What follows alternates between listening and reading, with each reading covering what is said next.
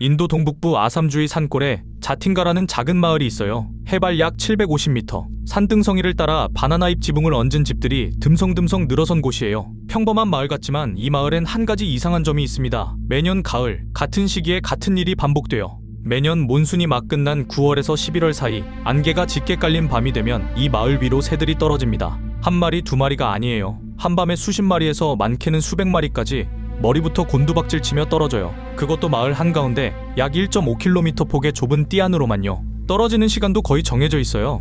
밤 9시쯤 시작해서 자정 무렵에 끝납니다. 그 외 시간엔 아무 일도 일어나지 않아요. 게다가 달이 밝은 밤, 바람이 부는 밤엔 새가 떨어지지 않습니다. 오직 안개 짙고 바람 없는 금음, 결의 밤에만 일어나는 일이에요. 이 마을에 사람들이 처음 정착한 건 19세기 후반쯤이에요. 자이부족이 이 산골에 들어와 살기 시작했는데 첫해 가을부터 이 현상을 마주합니다. 옛 주민들은 산 위에 정령이 분노했다거나 악마의 영혼이 새의 몸을 빌려 마을을 친다고 믿었어요. 그래서 처음엔 떨어진 새를 절대 만지지 않고 도망쳤다고 합니다. 더 이상한 건 떨어지는 새가 한 종이 아니라는 점이에요. 인도 조류학자들이 이 자리에서 확인한 종만 100종이 넘어요. 물총새, 백로, 해오라기, 검은 해오라기, 호반새, 큰물닭까지. 평소엔 같은 자리에 모이지도 않을 종들이 같은 밤에 같은 마을 위로 떨어집니다. 그것도 대부분 어린 개체들이에요.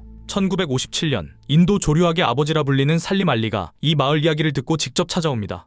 그는 봄베이 자연사학회와 함께 여러 해 동안 자틴가를 관찰했어요. 그리고 분명히 적었습니다. 새들은 자살하는 게 아니다. 무언가가 새들을 이 자리로 끌어당기고 있다. 그때부터 본격적인 과학 조사가 시작돼요. 조사 결과 떨어지는 밤엔 늘 세 조건이 겹쳐 있었어요. 첫째, 짙은 몬순 안개. 둘째, 남쪽에서 불어오는 강한 바람이 좁은 계곡 사이로 쥐어짜듯 통과. 셋째, 마을 주민들이 켜둔 등불과 횃불. 이 세 가지가 그 좁은 1.5km 띠 위에서 동시에 만들어지는 밤이 1년에 며칠 안 됩니다. 바로 그 며칠에만 새가 떨어져요.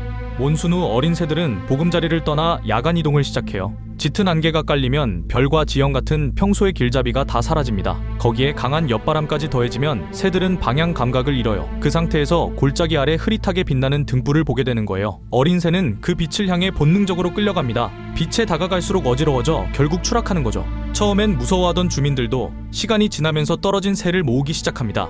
긴 대나무 장대와 그물로 어지러워 낮게 나는 새를 직접 떨어뜨리기도 했어요. 이렇게 잡힌 새들은 식용으로 쓰이거나 인근 시장에 내다 팔렸어요. 한 마을에서 하룻밤새 1,000마리 가까이 잡힌 애도 있었습니다. 악마의 영혼이 어느새 가을 수확물이 된 거예요. 1980년대 이후 인도 동물보호단체와 아삼주 산림청이 마을과 함께 캠페인을 시작했어요.